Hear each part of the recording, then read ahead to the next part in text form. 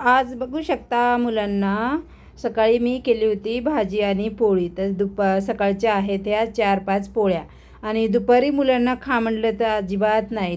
ते भाजी पोळी आम्हाला नाही खायची, दुसरी भाजी बनव म्हणले. तर मी एक जुगाड केलेला आहे. तीच भाजी पोळी मुलं अशी खात नाही, तर थोडं वेगळ्या पद्धतीने बनवायचे. तर काय बनवायचे ते चला पुढे पहा व्हिडिओ पूर्णपणे. तर इथं बघू शकता मी ह्या सकाळच्या घेतलेल्या आहेत पोळ्या. 2 पोळ्या घेतलेल्या आहेत. आता आपल्याला लागणार आहे तवा. गॅस पेटवलेला आहे, तवा छान तापलेला आहे. तर आता आपल्याला त्यात टाकायचं आहे थोडंसं तेल. तेल छान गरम झालं की आपल्याला त्याच्यावर टाकायची आहे ही पोळी. पोळी टाकून आपल्याला सगळीकडे असं पोळीने पसरवायचं आहे. तेल आपल्या सगळं पोळीला लागलं पाहिजे. दोन्ही पण साईडने हे असंच करून घ्यायचं आहे. छान असं आपल्याला खरपूस पोळी होईपर्यंत भाजून घ्यायची आहे. बघू शकता सकाळची पोळी आहे तरी पण आता तव्यावर टाकली की मस्त अशी फुगत आहे.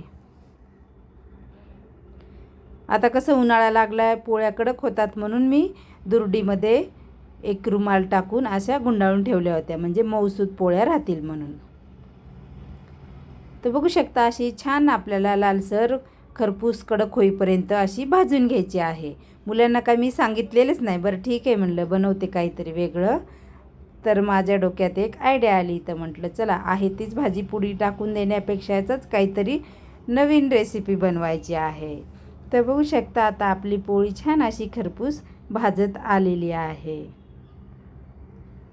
खायला तर खूप छान लागतं हे, एकदम असं भन्नाट लागतं.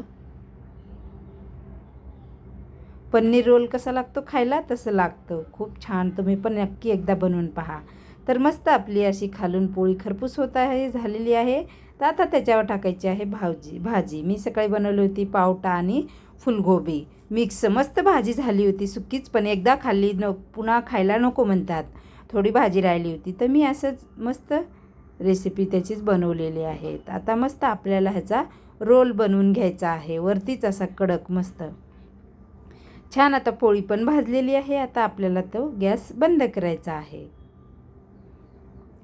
आणि छान भाजून झालेली आहे. आता आपल्याला याचे काप तयार करायचे. इतकं भारी लागते ना मैत्रिणींनो, नक्की तुम्ही एकदा असं करून बघा. मुलं तर एवढं आवडीनं खातील ना, तर आणखी बनव म्हणतील खूप. मी एकदा असंच बनवून दिलं होतं ना, तर खूप मुलांना आवडलं. आता कधी पण ती भाजी नाही खाऊ वाटली ना, तर मुलं त्यांच्या हाताने पण करून खातात हे असं.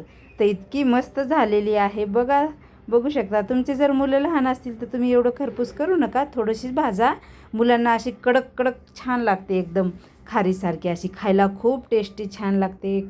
कडक कडक अशी कुरुम कुरुम लागते मस्त. तर नक्की एकदा असं बनवून पहा.